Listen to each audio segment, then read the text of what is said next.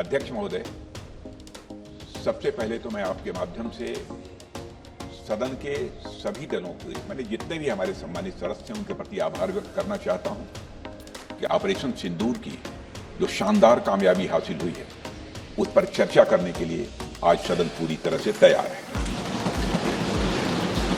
अध्यक्ष महोदय, सबसे पहले मैं इस सदन के माध्यम से मैं देश के उन वीर सपूतों को, उन बहादुर सैनिकों को नमन करता हूं जिन्होंने की राष्ट्र की सीमाओं की रक्षा के लिए जब भी आवश्यकता पड़ी है अपना बलिदान देने में वह पीछे नहीं रहे। आज भी वह तैयार हैं और आज भी वह तत्पर हैं। साथ ही मैं उन सैनिकों की स्मृति को भी अध्यक्ष महोदय नमन करता हूं जिन्होंने की भारत की एकता और अखंडता सुनिश्चित करने के लिए अपना सर्वस्व बलिदान कर दिया। मैं पूरे देश की तरफ से सेनाओं के सभी जवानों के प्रति कृतज्ञता व्यक्त करता हूं। अध्यक्ष महोदय, आज मैं आपकी अनुमति से ऑपरेशन सिंदूर से जुड़े कुछ महत्वपूर्ण तथ्यों और विषयों को सदन के समक्ष रखने के लिए यहां खड़ा हूं।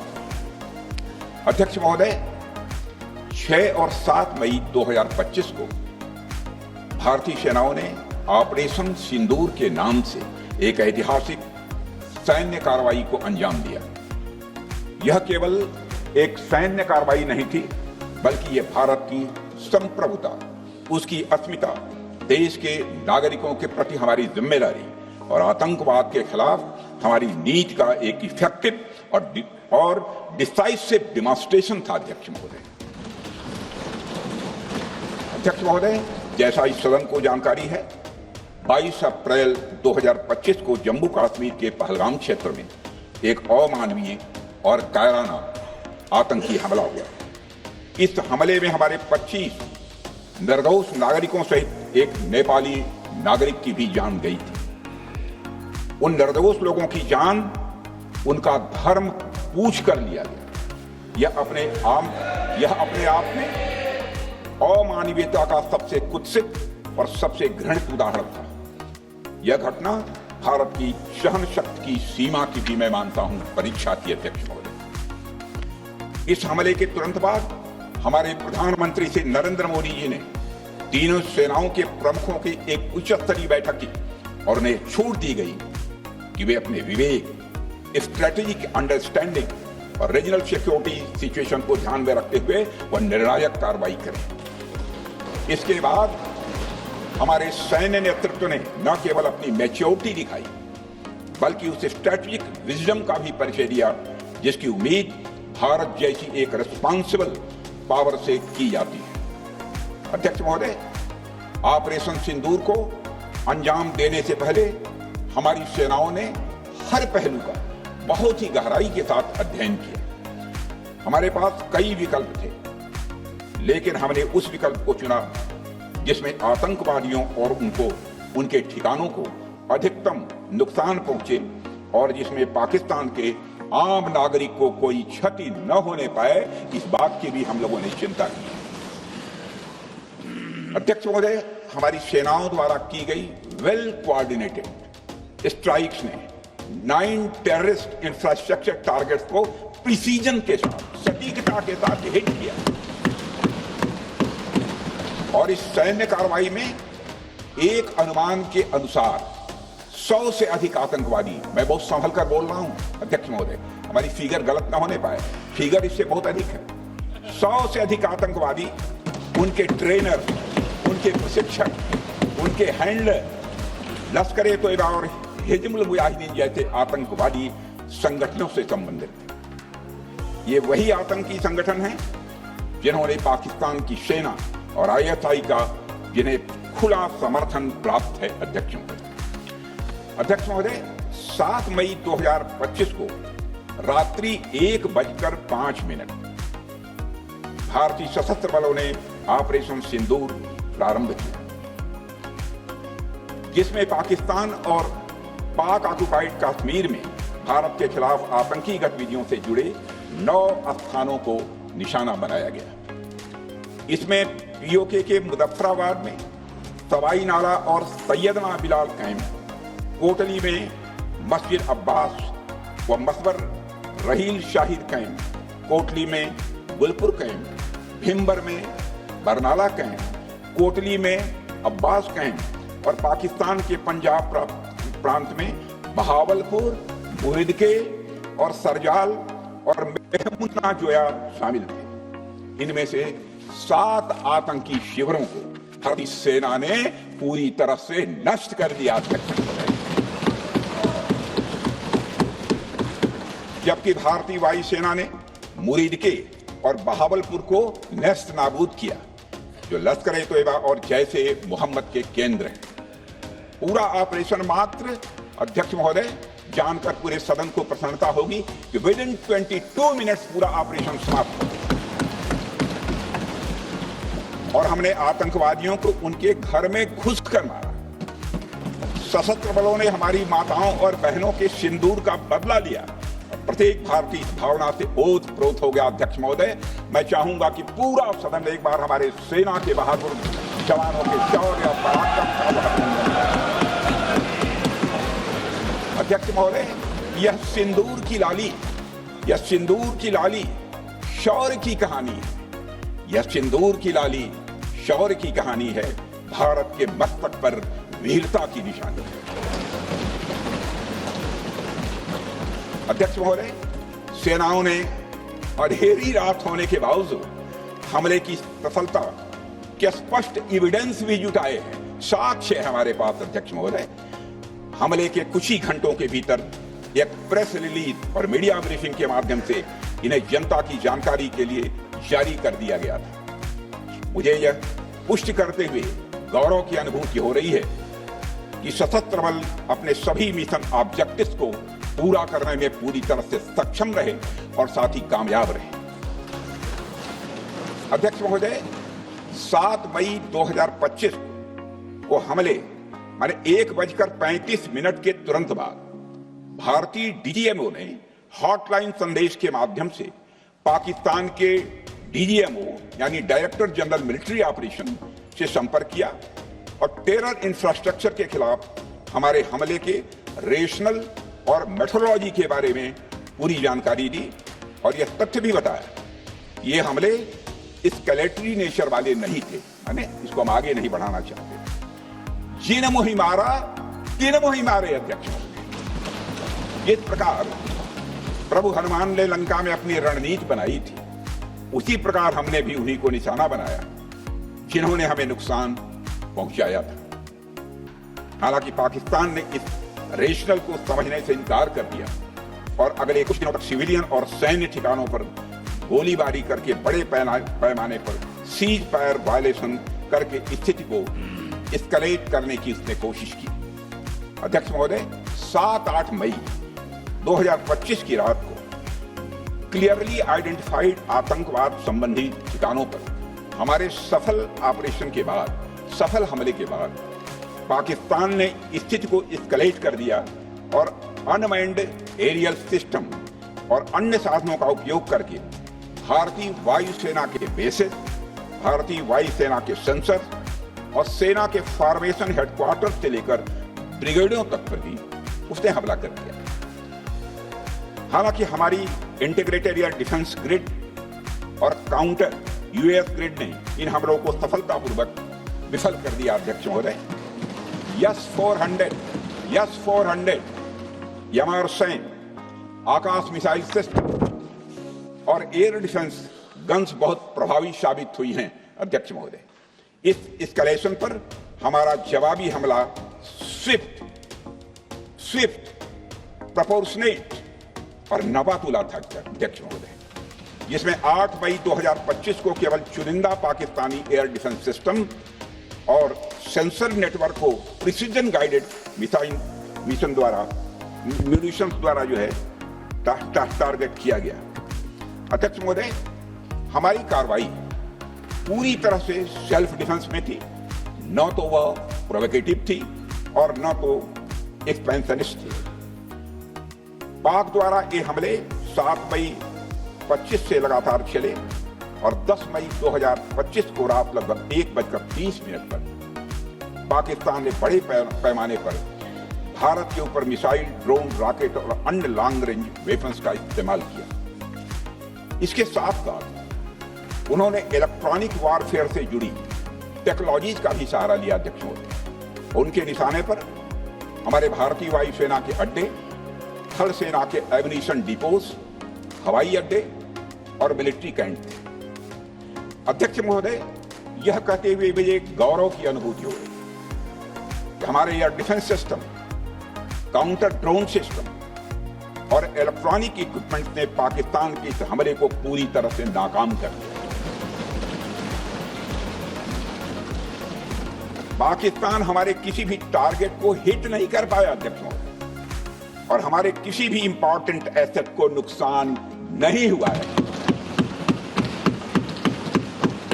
हमारी सुरक्षा व्यवस्था अध्यक्ष महोदय चाक चौबंद थी और हर हमले को हम लोग रोका गया। मैं इसके लिए भारतीय सेना के बहादुर सैनिकों की जमकर सराहना करता हूं, जिन्होंने दुश्मन के हर मंसूबे पर पानी फेर दिया। और अपने प्रतिपक्ष के मित्रों से भी कहना चाहता हूं, एक बार फिर से भारत के सेना के जवानों का कम से कम मेज थपथपाकर उनका अभिनंदन करिए। बहुत बहुत धन्यवाद। बहुत बहुत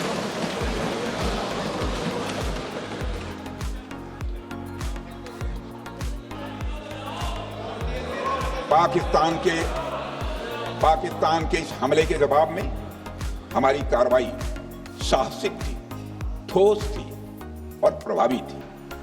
भारतीय वायुसेना ने वेस्टर्न फ्रंट पर पाकिस्तान के हवाई अड्डों, command and control systems, military infrastructures और एयर डिफेंस सिस्टम को निशाना बनाया और इस मिशन को हमारी सेनाओं ने सफलतापूर्वक अंजाम देने में कामयाबी हासिल की। अध्यक्ष महोदय, हमारी सेनाओं ने चकलाला, सरगोधा, रफीकी, रहीम यार खान, जैकबाबाद, सुक्कुर और भोलारी जैसे बड़े एयरबेस पर प्रहार किया और पूरी दुनिया ने भारतीय वायुसेना के शौर्य और पराक्रम की तस्वीर देखी।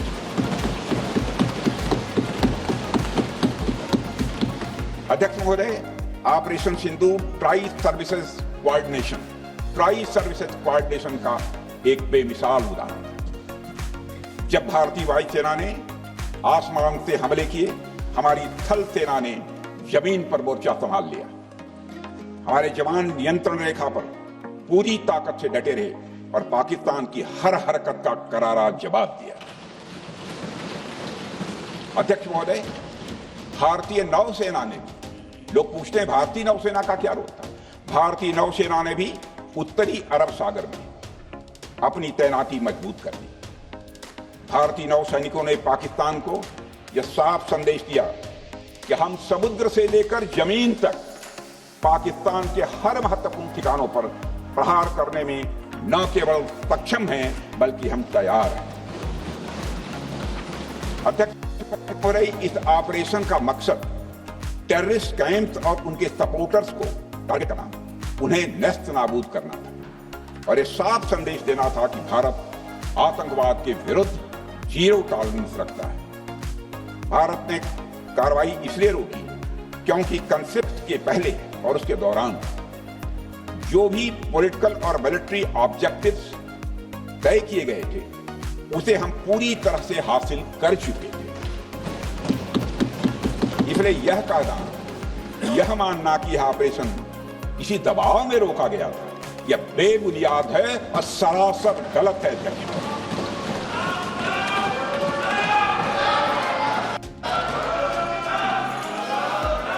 मैं सदन को फिर से आश्वस्त करना चाहता हूं, अपने राजनैतिक जीवन में अध्यक्ष महोदय, मैं आपके माध्यम से सदन को आश्वस्त करना चाहता हूं, अपने राजनीतिक जीवन में जानबूझकर कभी भी असत्य न बोलूं, इसकी भरपूर कोशिश की है मैंने, चाहे सदन हो अथवा सदन के बाहर। अध्यक्ष महोदय, मैं आपके माध्यम से सदन को यह भी अवगत कराना चाहता हूं,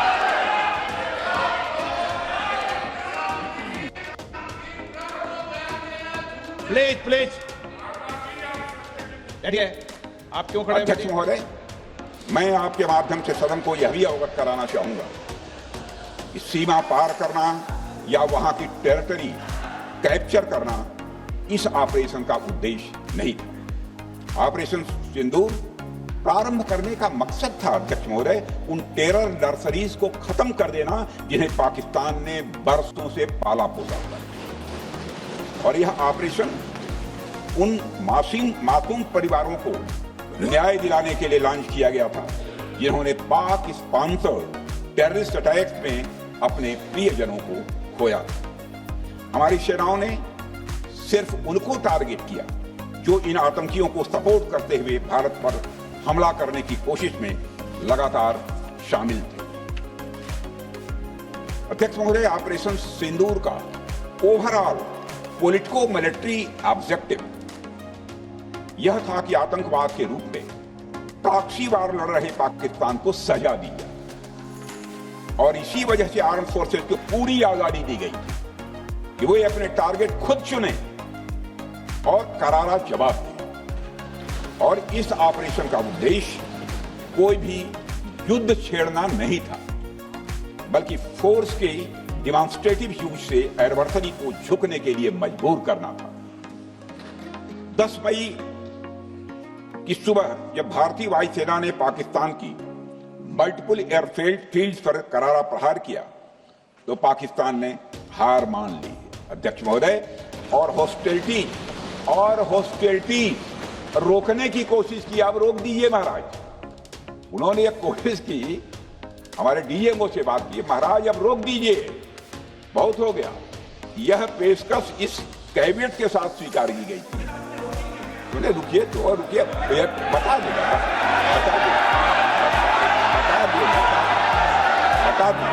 अब बैठ आपको मौका मिलेगा। यह क्यों रुका इसका पहले ही मैं पूरी तरह से वर्णन कर चुका है अध्यक्ष महोदय। मैं नेता प्रतिपक्ष को बहुत सम्मान के साथ कहना चाहता हूं कि कृपया एक बार मेरा पूरा भाषण पूछ लें। आपको प्रश्न पूछने की पूरी आजादी है, आप पूछ सकते हैं, मैं उसका उत्तर दूंगा। अध्यक्ष महोदय, 10 मई की सुबह जब भारतीय वायुसेना ने पाकिस्तान की मल्टीपल एयरफील्ड पर करारा प्रहार किया तो पाकिस्तान ने हार मानी और हॉस्टिलिटी रोकने की उन्होंने पेशकश की। यह पेशकश इस कैबिनेट के साथ स्वीकार की गई हम लोगों के द्वारा कि यह ऑपरेशन केवल पाज किया गया, स्थगित किया गया। यह ऑपरेशन समाप्त नहीं हुआ है अध्यक्ष महोदय। अगर पाकिस्तान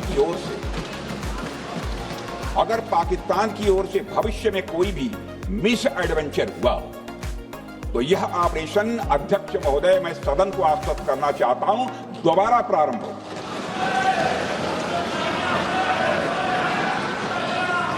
अध्यक्ष महोदय, भारतीय वायुसेना के जबरदस्त हमलों, नियंत्रण रेखा पर थल सेना की मजबूत जवाबी कार्रवाई और नौसेना के हमलों के डर ने पाकिस्तान को झुकने के लिए मजबूर कर दिया अध्यक्ष महोदय। और पाकिस्तान की हार उनकी एक सामान्य विफलता नहीं थी, बल्कि यह उसके सैन्य बल और मनोबल या दोनों की एक हार थी। 10 मई को पाकिस्तान के डीजीएमओ ने भारत के डीजीएमओ से संपर्क किया और सैन्य कार्रवाइयों को रोकने की अपील की। मैं सदन में यह बात फिर से दोहराना चाहूंगा कि पाकिस्तान के डीजीएमओ ने भारत के डीजीएमओ से संपर्क किया और सैन्य कार्रवाइयों को रोकने की अपील की। 12 मई को दोनों देशों के डीजीएमओ के बीच औपचारिक संवाद हुआ और दोनों पक्षों ने सैन्य कार्रवाइयों पर विराम लगाने का निर्णय लिया। अध्यक्ष महोदय, हमारे सैनिकों का जो मनोबल, मातृभूमि की रक्षा करने का जो उनका समर्पण है, ऑपरेशन सिंदूर के दौरान उसका दर्शन 140 करोड़ से अधिक भारतवासियों ने देखा। मुझे खुद भी और प्रधानमंत्री जी को सीमावर्ती क्षेत्रों में जाकर हमारे जवानों से मुलाकात का अवसर मिला। अध्यक्ष महोदय, श्रीनगर के मिलिट्री बेस पर, भुज के एयरबेस पर, उधमपुर के कमांड सेंटर पर, हर जगह प्रत्यक्ष मैंने अपनी आंखों से देखा कि हमारे सैनिकों का मनोबल अपनी पूरी बुलंदी पर था। उनकी आंखों में विश्वास है और उनका संकल्प अडिग है। वे न केवल भारत की सीमाओं की रक्षा कर रहे हैं, बल्कि हमारे राष्ट्रीय स्वाभिमान की भी अध्यक्ष महोदय रक्षा कर रहे हैं। अध्यक्ष महोदय, किसी भी देश में जनता सत्ता पक्ष को और विपक्ष को अलग अलग दायित्व सौंपती है, दोनों को अलग अलग दायित्व, और हेल्दी डेमोक्रेसी में तो स्वाभाविक है। सत्ता पक्ष का काम होता है जनता के हितों को ध्यान में रखते हुए कार्य करना, और विपक्ष का काम होता है सरकार से जनता के मुद्दों से संबंधित जरूरी प्रश्न पूछना। ऑपरेशन सिंदूर क्यों शुरू किया गया, इसकी जानकारी पहले भी दी गई है और आज भी मैंने सदन को दी है। अध्यक्ष महोदय, कभी कभी हमारे प्रतिपक्ष के लोग ये पूछते रहे हैं कि हमारे कितने बीमार हैं। मुझे लगता है उनका यह प्रश्न हमारी राष्ट्रीय जनभावनाओं का सही से प्रतिनिधित्व नहीं कर रहा है। मुझे लगता है उन्होंने एक बार भी हमसे यह नहीं पूछा कि हमारी सेनाओं ने दुश्मन के कितने विमान मारे गिराए।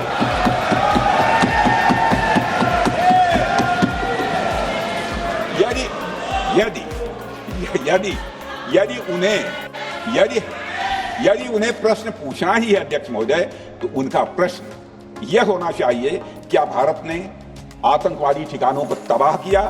तो उसका उत्तर है हाँ।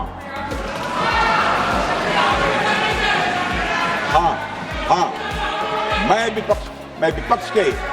विपक्ष के सम्मानित साथियों से कहना चाहता हूं कि आपको प्रश्न पूछना है तो यह प्रश्न पूछिए, क्या ऑपरेशन सिंदूर सफल रहा? तो उसका उत्तर है हाँ।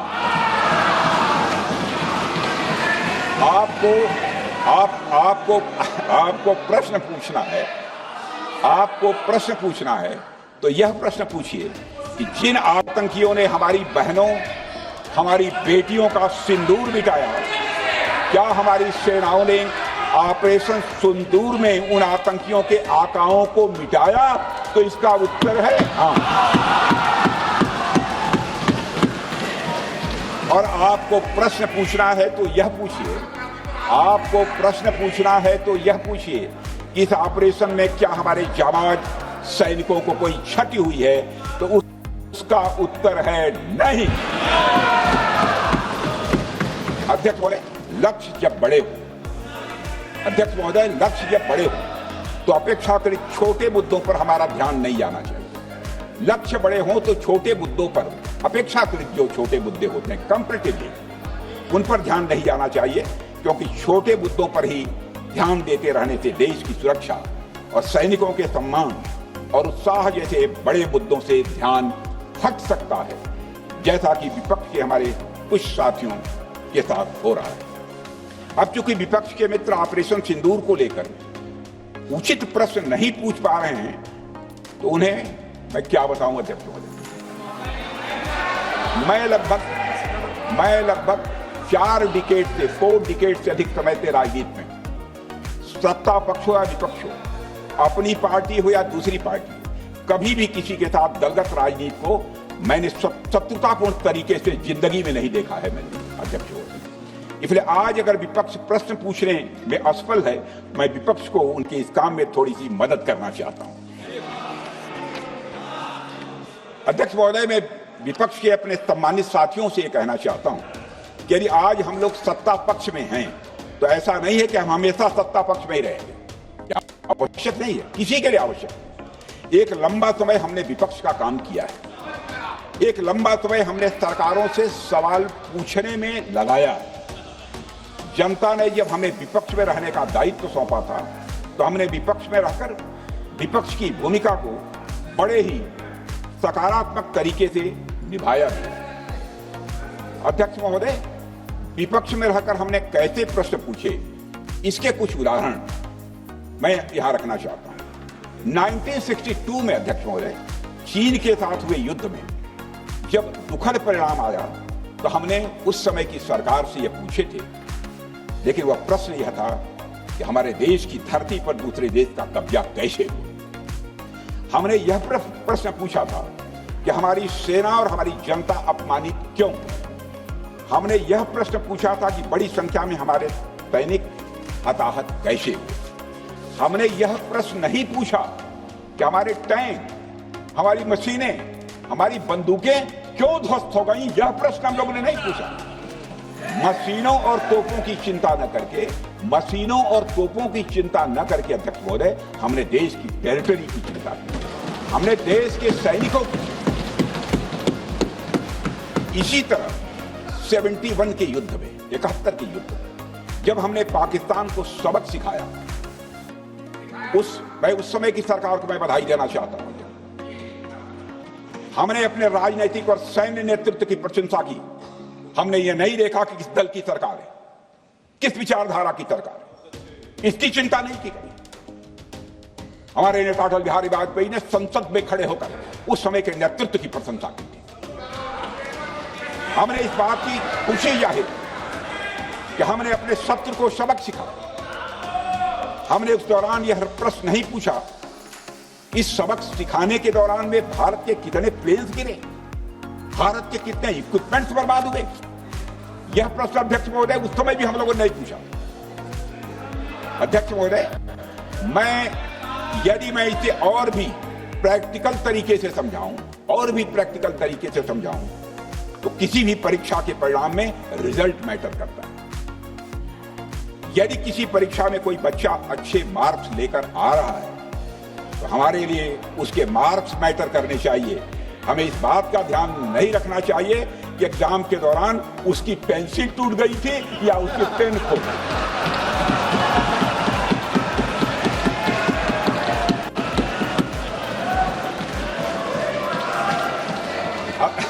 अध्यक्ष महोदय, अल्टीमेटली रिजल्ट मैटर करता है, और रिजल्ट यह है, अध्यक्ष महोदय, अल्टीमेटली रिजल्ट मैटर करता है, और रिजल्ट यह है अध्यक्ष महोदय कि ऑपरेशन सिंदूर के दौरान हमारी सेनाओं ने जो लक्ष्य निर्धारित किया था, उन लक्ष्यों को पूर्ण रूप से प्राप्त करने में हमने कामयाबी हासिल की। अध्यक्ष महोदय, भारत हमेशा से पाकिस्तान सहित अपने पड़ोसी देशों से मित्रता और सौहार्द सहयोगपूर्ण संबंध का सदैव इच्छुक रहा है। इसके लिए भारत की सभी सरकारों ने ईमानदारी से प्रयास भी किए हैं। वह चाहे आदरणीय लाल बहादुर शास्त्री जी हों, या अटल बिहारी वाजपेयी जी हों, या हमारे स्वर्गीय मनमोहन सिंह जी हों, या प्रधानमंत्री श्री नरेंद्र मोदी जी, सभी ने हमेशा चाहा है कि इस इलाके में शांति और समृद्धि बनी रहे। सभी ने यह चाहा। अध्यक्ष महोदय, यह बात हमारी सिविलाइजेशनल वैल्यूज के साथ मेल खाती है, इसलिए ऐसा हुआ। अध्यक्ष महोदय, पूरा विश्व जानता है कि पूर्व प्रधानमंत्री श्री अटल बिहारी वाजपेयी जी ने शांति का संदेश लेकर 1999 में लाहौर बस यात्रा की थी। वह सिर्फ एक यात्रा नहीं थी, वह यात्रा भारत की संस्कृति और शांति की प्रतीक थी। यह हमारे भारत की प्रकृति थी। लाहौर पहुंचकर श्री अटल बिहारी वाजपेयी जी ने मीनारे पाकिस्तान पर विशेष रूप में जो लिखा था, जिसका जिक्र लोग आज करते हैं, और उन्होंने लिखा था कि मैं चर्चा करता हूं, उन्होंने लिखा था कि मीनारे पाकिस्तान से मैं पाकिस्तान की जनता को यह विश्वास दिलाना चाहता हूं कि भारत अस्थायी शांति और मित्रता का आकांक्षी है। मैंने पहले भी कहा है और फिर भी कहता हूं, एक स्थिर और समृद्ध पाकिस्तान भारत के हित में है, इसमें कोई संदेह नहीं होना चाहिए। अध्यक्ष महोदय, यह हमारी सोच थी, यह हमारी शांति की पहल थी। यह पहल हमारी हजारों साल पुरानी सांस्कृतिक चेतना, हमारी नैतिक शक्ति और हमारी सभ्यता के उन मूल्यों से निकली थी जो शांति को शक्ति मानती है। अध्यक्ष महोदय, लेकिन हमारे शांति के प्रयास को हमारी नाइटी, उदारता या सरलता समझ लिया गया। जब हम शांति के लिए कदम बढ़ा रहे थे, उसी वक्त पाकिस्तान कारगिल में घुसपैठ की साजिश रचा। हम दोस्ती के राह पर थे तो वो षड्यंत्र की राह पर। जब हम मामला खुलकर सामने आया तो हमारे वीर सैनिकों ने इस घुसपैठ के खिलाफ कार्रवाई करना प्रारंभ किया, और जब भारत की जीत सामने दिखाई दे रही थी तो पाकिस्तान ने परमाणु युद्ध की धमकी दे डाली। अध्यक्ष महोदय, तब हमारे तत्कालीन प्रधानमंत्री आदरणीय अटल बिहारी वाजपेयी जी ने कहा था पाक सेना के परमाणु हमले से भारत का तो कुछ नहीं बिगड़ेगा, लेकिन पाकिस्तान दूसरे दिन का सूरज नहीं देख पाएगा।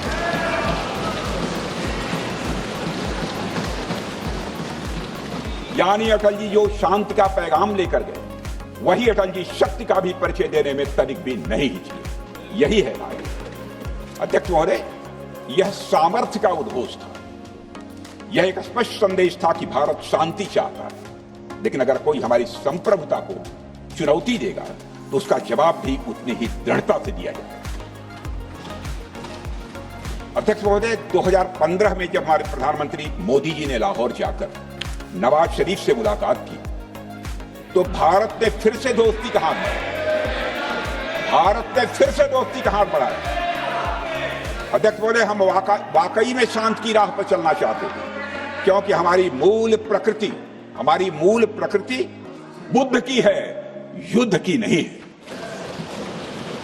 हमारी सरकार ने भी पाकिस्तान के साथ शांति स्थापित करने के अनेक प्रयत्न किए हैं, लेकिन बाद में हमने 2016 में सर्जिकल स्ट्राइक से, 2019 में बालाकोट में एयर स्ट्राइक से और 2025 के ऑपरेशन सिंदूर से हमने शांति स्थापित करने का दूसरा रास्ता अपनाया है।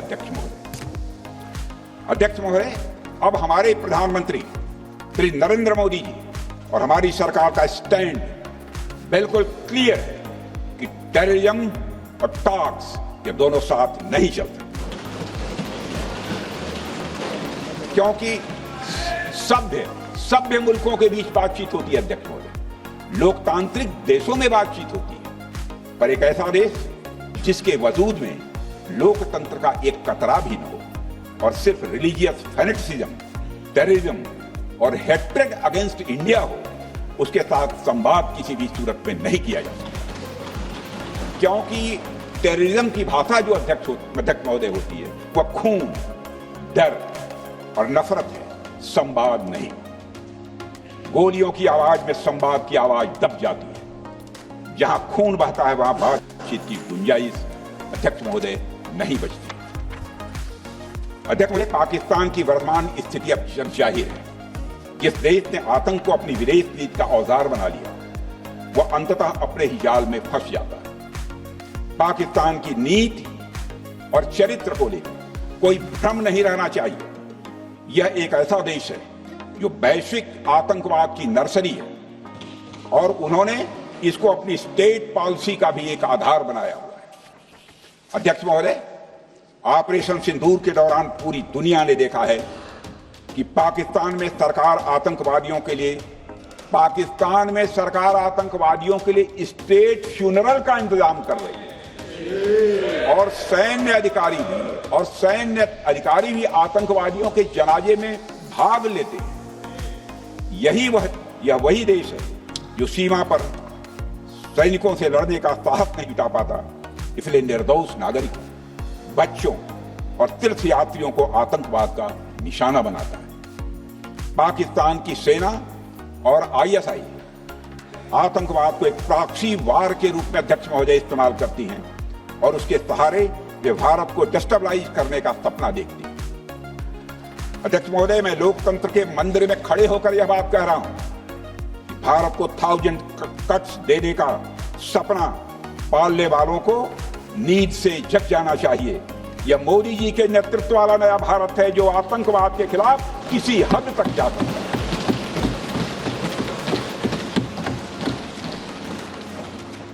अध्यक्ष महोदय, आप भारत का इतिहास जानते हैं। देखिए, हमने कभी भी किसी की एक इंच जमीन पर आज तक कभी कब्जा नहीं किया। हम यह भी जानते हैं कि युद्ध अपनी बराबरी वालों से करना चाहिए। ऐसा गोस्वामी तुलसीदास जी ने लिखा है और गोस्वामी तुलसीदास जी कहते हैं कि नीति ऐसी ही होनी चाहिए, प्रीति और वैर बराबरी वाले से ही करनी चाहिए। शेर यदि मेढकों को मारे तो उसका बहुत अच्छा संदेश नहीं आता है अध्यक्ष महोदय। और अध्यक्ष महोदय, हमारे देश की सेना शेर है।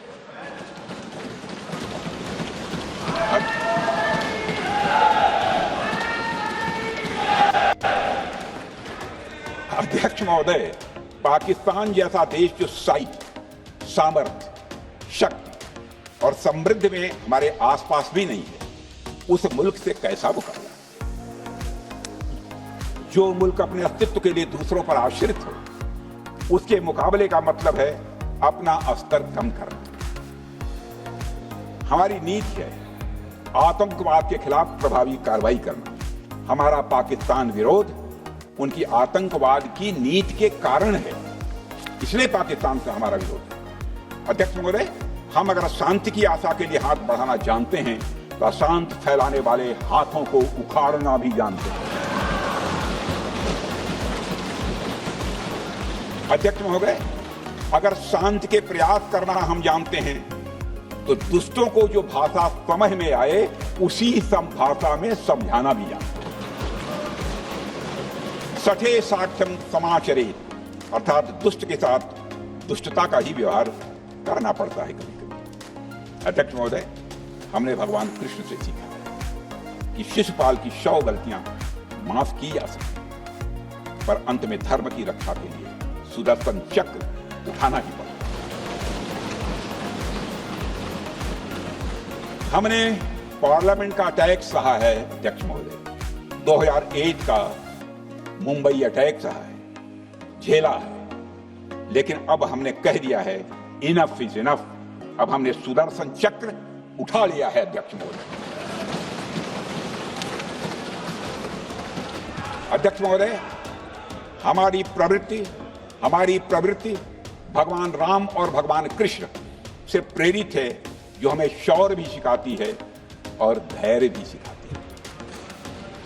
इस सीख का अध्यक्ष महोदय, इस सीख का हम प्रधानमंत्री नरेंद्र मोदी जी के नेतृत्व में हमारी विदेश और अपनी रक्षा नीति में सीधा प्रयोग कर रहे हैं। आज भारत पहले दोस्ती का हाथ बढ़ाता है, लेकिन अगर कोई देश धोखा दे तो वह उसकी कलाई भी मरोड़ना जानता है। अध्यक्ष महोदय, हमारी नीति स्पष्ट है कि हमने एक समय लाहौर बस यात्रा की भाषा में बात की थी, तो पाकिस्तान ने हमारी उस भाषा को नहीं समझा, तो अब हम उन्हें बालाकोट स्ट्राइक की भाषा में जवाब देंगे। अध्यक्ष महोदय, भारत के लिए शांति हमारी प्रायोरिटी है, हमारी प्राथमिकता है और हमारी शक्ति उसका आधार है। भारत के लिए शांति प्राथमिकता है और हमारी शक्ति उसका आधार है। यह शक्ति हमारे सामर्थ्य से पैदा हुई है अध्यक्ष महोदय, और यह सामर्थ्य पिछले 11 साल में कई गुना बढ़ गया। मैं ये नहीं कहता हूं पहले नहीं था, पहले था, लेकिन अब कई गुना बढ़ गया। आज भारत विश्व की चौथी सबसे बड़ी अर्थव्यवस्था है और अभी आई मॉर्गन स्टैनली के रिपोर्ट के मुताबिक 2028 तक विश्व की तीसरी सबसे बड़ी अर्थव्यवस्था बनने की ओर भारत चल चुका है। अध्यक्ष महोदय, आर्थिक उन्नति के साथ साथ भारत के रक्षा क्षेत्र में 2014 से उल्लेखनीय परिवर्तन, रिमार्केबल चेंज आया है। आज का भारत डिफेंस सेक्टर में आत्मनिर्भरता, सेल्फ रिलायंस और स्वदेशी उत्पादन की दिशा में तेजी से आगे बढ़ रहा है। अध्यक्ष महोदय, आज हम हर दृष्टि से समर्थ भी हैं और सक्षम भी। अध्यक्ष महोदय, अब मैं सदन को यह भी जानकारी देना चाहता हूं, उसके बाद जब प्रश्न पूछा गया हमारे सारे चीफ से, सीडीएस से, डिफेंस सेक्रेटरी से, क्या ऑपरेशन के लिए तैयार हैं, क्षण भर की देर नहीं लगाई, सबने बोला यस सर। अध्यक्ष महोदय, ऑपरेशन सिंदूर हमारे सामर्थ्य का ही प्रतीक था, जिसमें हमने दिखा दिया कि अगर कोई हमारे नागरिकों को मारेगा तो भारत चुप नहीं बैठेगा। भारत की आत्मरक्षा के लिए हमारा राजनीतिक तंत्र और नेतृत्व बिना किसी दबाव के काम करेगा। हमारी मिसाइल फिजिकल सीमाएं लांघेंगी अध्यक्ष महोदय, और हमारे वीर सैनिक दुश्मन की कमर तोड़ेंगे। अध्यक्ष महोदय, हम आतंकवाद को उसके हर रूप और स्वरूप में पूरी तरह समाप्त करने के लिए पूरी तरह से प्रतिबद्ध हैं। और इस संदर्भ में हमें एक महत्वपूर्ण बात समझनी होगी, Pakistan sponsored terrorism is not random madness, there is a method in this madness. यह एक सुनियोजित रणनीति है, यह एक फंडामेंटल रेज है। अध्यक्ष महोदय, प्रसिद्ध लेखक वीएस नायपाल ने सही कहा था, पाकिस्तान में होना एक ऐसी अल्टरनेट और कंट्रास्टिंग रियलिटी है, where war is peace, freedom is slavery, ignorance is strength, यानी यहां युद्ध ही शांति है, गुलामी ही स्वतंत्रता है और जिहालत यानी अज्ञानता ही ताकत है। अध्यक्ष महोदय, इसलिए पाकिस्तान द्वारा प्रायोजित आतंकवाद कोई पागलपन नहीं है। पाकिस्तान द्वारा प्रायोजित आतंकवाद कोई पागलपन नहीं है, यह एक सोची समझी साजिश का हिस्सा है। यह एक ऐसी प्रक्रिया है जो आतंक को एक पॉलिटिकल टूल की तरह इस्तेमाल करती है।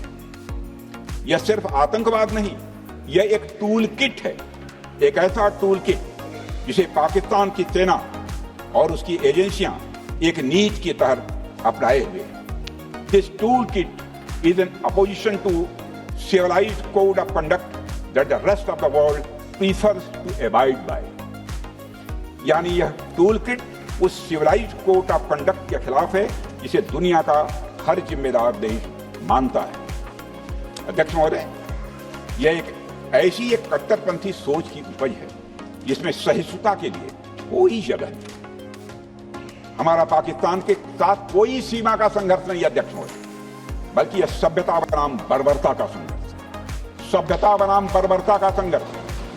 पाकिस्तान के हुक्मरान जानते हैं उनके सैनिक युद्ध के मैदान में भारत से नहीं जीत सकते, इसलिए वे आतंक को पालते ही नहीं, उन्हें प्रशिक्षण देते हैं और फिर दुनिया के सामने खड़े होकर निर्दोष बनने की कोशिश करते हैं। अध्यक्ष महोदय, पाकिस्तान दोहरे मापदंड और झूठ की बुनियाद पर खड़ा हुआ एक ऐसा देश है जो अब फेल्ड स्टेट के तौर पर देखा जा रहा है।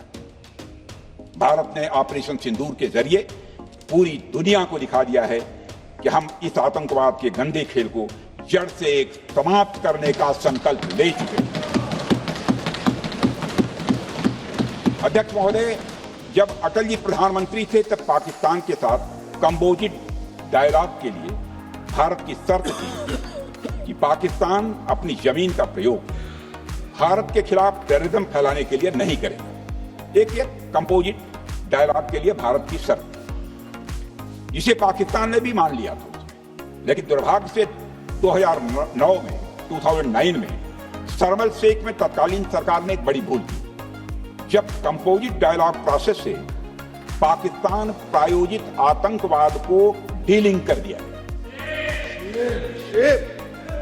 यानी बातचीत जारी रखने के लिए पाकिस्तान द्वारा अपनी जमीन को आतंकवाद के लिए प्रयोग न करने की शर्त को ही डाइल्यूट कर दिया। मैं मानता हूं यह भारत की स्ट्रेटेजिक पोजीशनिंग को कमजोर करने वाला एक कदम था।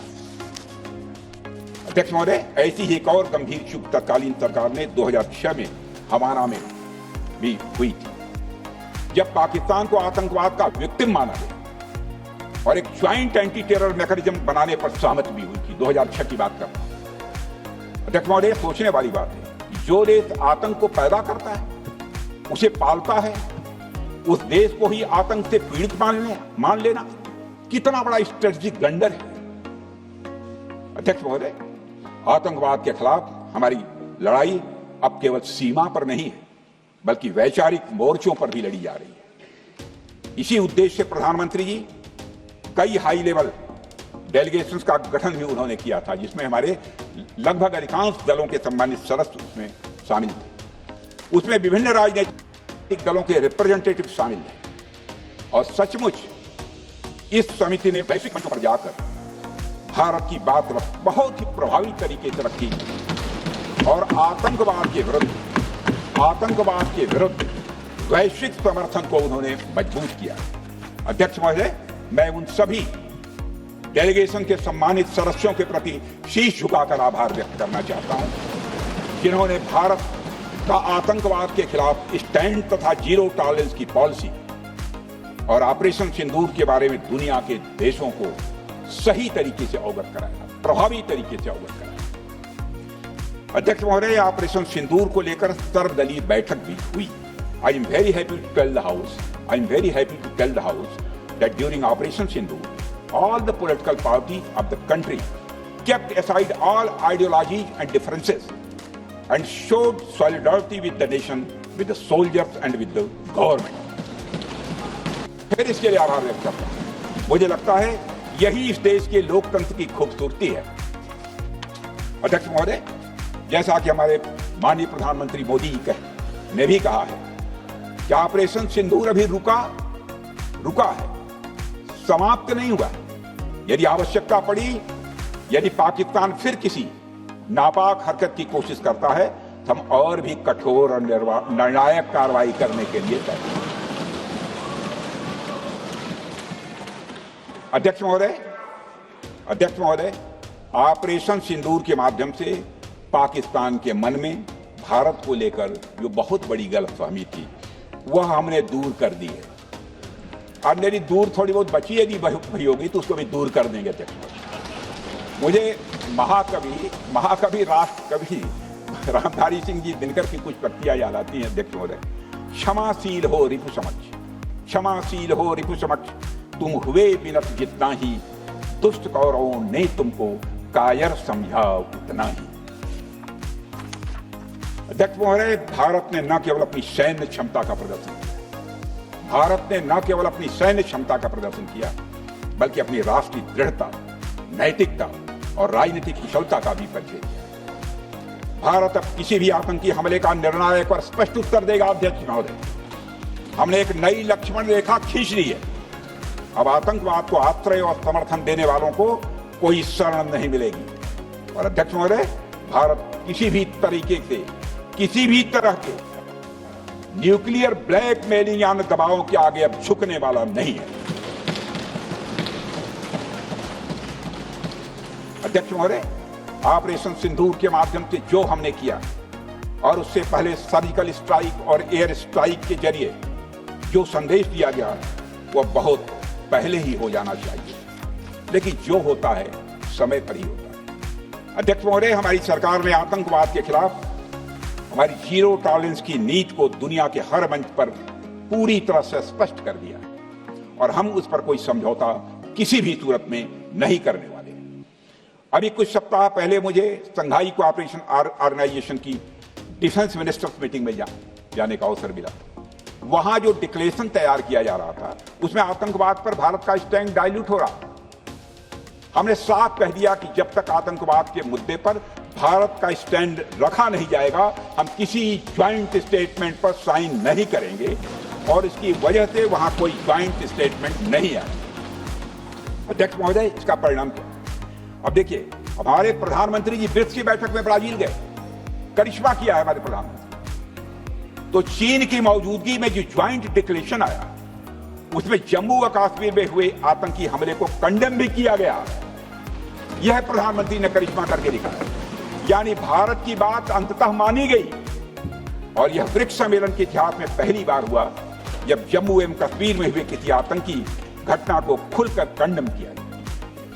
मैं इस सदन को याद दिलाना चाहता हूं, 2008 में मुंबई में इतनी बड़ी आतंकी घटना हुई, मगर उस समय की सरकार को जो प्रभावी कार्रवाई करनी चाहिए थी, वो शायद नहीं हो पाई।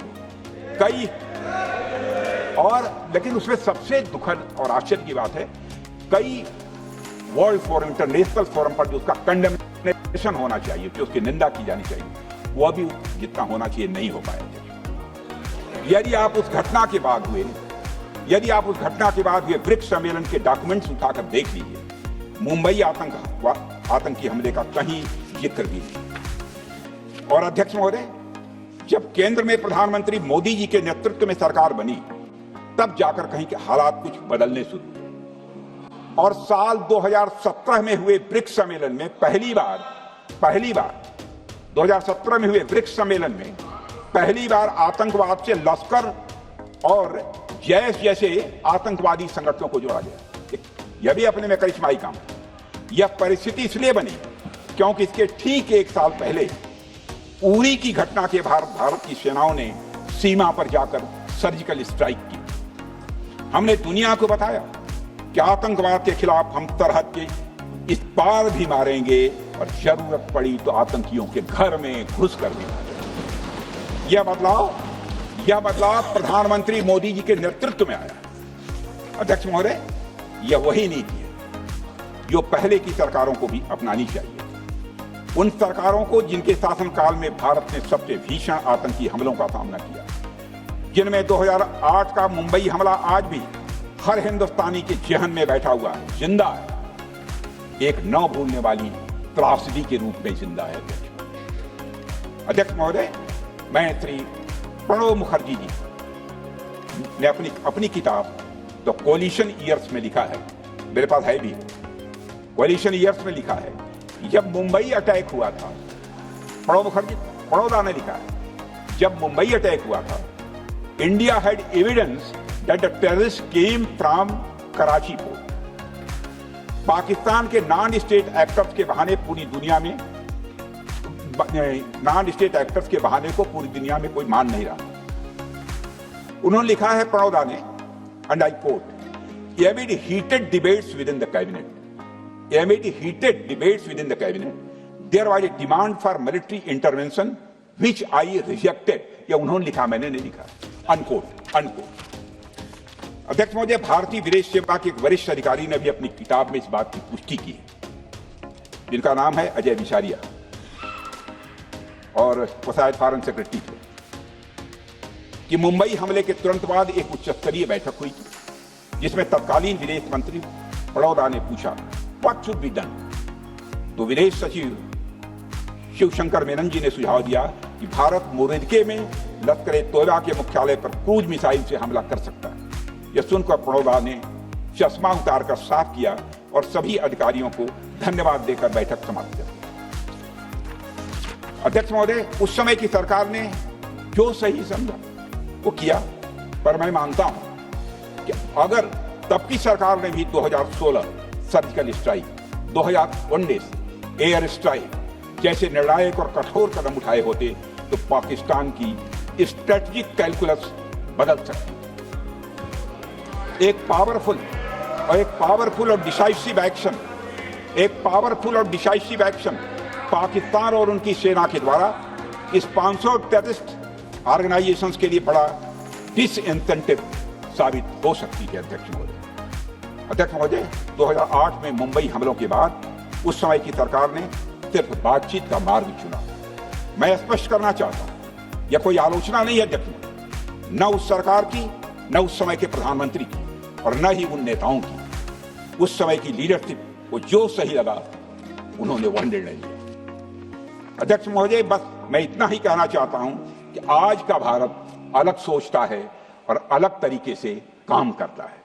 हमारा मानना है यह आपका प्रतिद्वंदी आतंक को रणनीति बना चुका हो और बातचीत की भाषा नहीं समझता हो तो standing firm and being decisive के अलावा कोई विकल्प नहीं बचता है। अध्यक्ष महोदय, आज हमारे प्रधानमंत्री मोदी जी के नेतृत्व में भारत वह देश नहीं रहा जो पहले था। Today doziers have been replaced by decisive action. Today doziers have been replaced by decisive action. आज भारत सहता नहीं है, भारत जवाब देता है। अध्यक्ष महोदय, आज भारत आतंक की जड़ तक जाता है और उसे उखाड़ फेंकने का सामर्थ्य रखता है। अध्यक्ष महोदय, मैं इस सदन को और देश की जनता को यह विश्वास दिलाना चाहता हूं कि हमारी सरकार, हमारी सेनाएं और हमारी लोकतांत्रिक संस्थाएं सब मिलकर, हम और ये सारे लोग सभी मिलकर देश की एकता, अखंडता और सुरक्षा के लिए जो भी कदम उठाना आवश्यक होगा वह कदम उठाएंगे और उसके प्रति हम पूरी तरह से कमिटेड हैं। अध्यक्ष महोदय, अंत में मैं केवल इतना ही कहना चाहता हूं, यह समय एकजुट होकर अपनी सुरक्षा, संप्रभुता और आत्मसम्मान की रक्षा के संकल्प को और अधिक मजबूत करने का। हमें यह याद रखना होगा कि हमारी सामाजिक और राजनीतिक एकता ही यह हमारी सबसे बड़ी ताकत है। आतंकवाद को समर्थन देने वालों को यह स्पष्ट संदेश चला गया है कि भारत अपनी मातृभूमि की रक्षा के लिए पूरी तरह से संकल्पबद्ध है। आइए हम सभी भाव से ऊपर उठकर, आइए हम सभी दलगत भाव से ऊपर उठकर संगठध्वम संगवरध्वम के मंत्र से प्रेरणा लेकर एक साथ खड़े हो जाएं और हम इस राष्ट्रीय संकल्प को मजबूत करें। यही हम सबका राष्ट्रीय दायित्व है। और इन्हीं शब्दों के साथ अध्यक्ष महोदय, आपने मुझे विचार रखने का अवसर दिया। आपके प्रति आभार व्यक्त करते हुए और अपने सभी सम्मानित सदस्यों के प्रति धन्यवाद व्यक्त करते हुए अपना निवेदन समाप्त करता हूं। सबने शांतिपूर्वक